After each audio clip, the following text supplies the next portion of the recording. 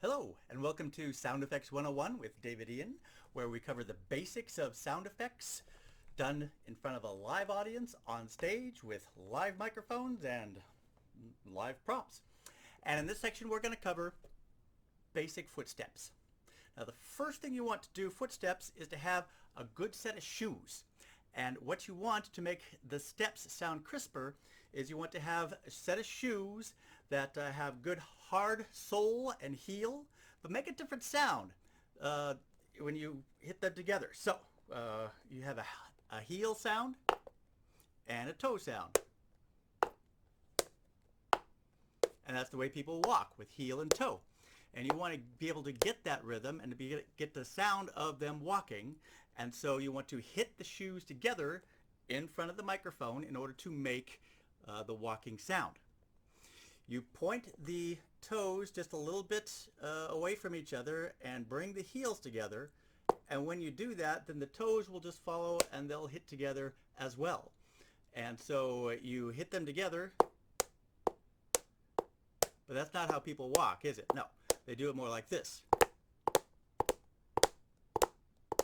And you hold the shoes very loosely. You don't have to bang them together in order to make the sound.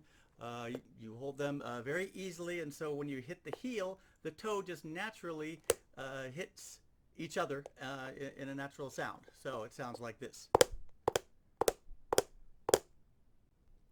Now, the first thing you want for basic footsteps is a good set of shoes. And what makes them a good set of shoes is if they have a hard sole and a hard heel, and they make a different sound when they're knocked together. So you have a heel sound and a toe sound. And those two sounds we want to make as we're doing a walk. That's a good shoe sound. Let me show you some bad shoes. These are just a rubber sole, and the heel and the toes are made of the same stuff. So it tends to sound like the same thing, and it doesn't make a good walking sound. So you want your shoes to almost make a clicking sound, assuming we're on a hard surface, but we're just doing the basics right now. And you take the shoes and you point the toes just a little bit away from each other, and you hit the heels together, and you hold it very relaxed, and so the toes will follow and they'll hit each other when you hit the heels together. So you're really mostly concentrating on just hitting the heels together and letting the toes follow. Like that. Now, when we are doing the sound, we are doing it right up to the microphone. We can make the sound on a surface and on the table, but we want to bring them up to the microphone whenever we can, and there's two reasons for this. The first reason is that you're doing this live, and the audience gets to see it. So they get to see you bringing the shoes up to the microphone and making the walking sound. So the audience gets to enjoy it as well. The second reason why it's handy doing it this way is that if you have someone walking away from the point of view in the scene, you can move the shoes. And it's tougher to do that if you're making the sound on the table. So you can move the shoes away from the microphone and make them fade out.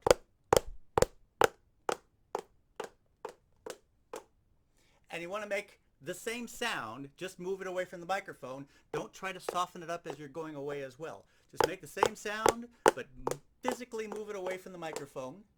And if someone's coming into the scene, same thing. You just start with the shoes away from the microphone, and you bring them into the room.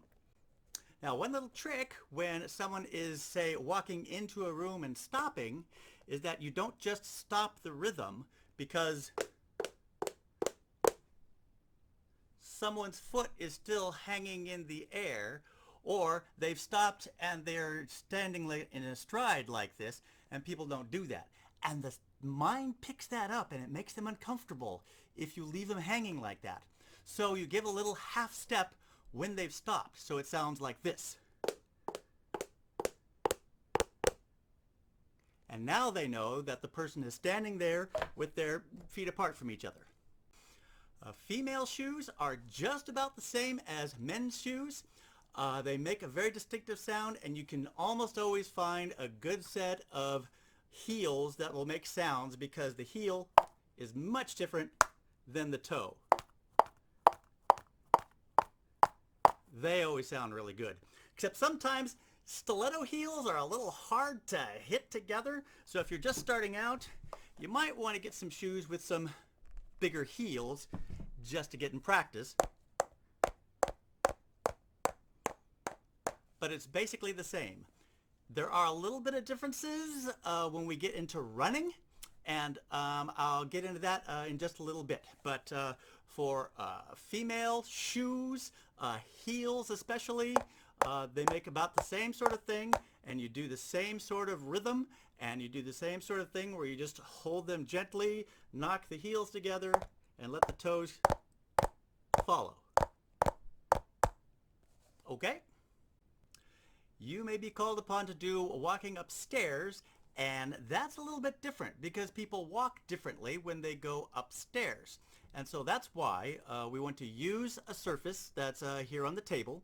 And what this is a wooden slate and some wooden cubes. These are just like a child's letter cubes. And we put that on the table and set the slate on top of that.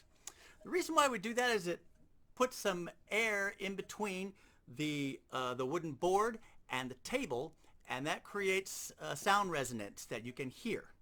And so if a person is walking along, they're doing their regular rhythm, and they're doing their regular heel, toe, but when they go up to a step, they usually land flat.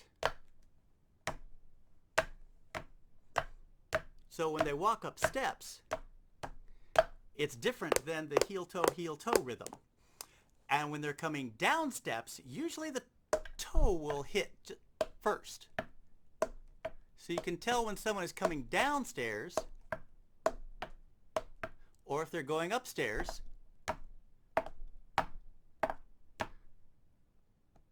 And you can make that for a difference. Okay, so the last thing we're going to do for basic footsteps is running. Now, running is obviously just faster in the rhythm that you're running, but when you're using men's shoes, at some point when you're running along, only the toes hit the ground. If you're on the beach and you run along the beach in the wet sand there, you can look down and you can see that only your toes are hitting the surface. And so you want to reflect that when you're using men's shoes to run and then just hit the toes together as you're running. Now, for women's shoes, it's a little bit different. Of course, when a woman is walking and then it picks up speed, it goes quicker. But then when they actually start running, you hit it at the same time. You don't hit just the toes, because in a heel, your toes are already pointed down. And so when you're running, you tend to run toes and the artificial heel hitting at the same time when you're running.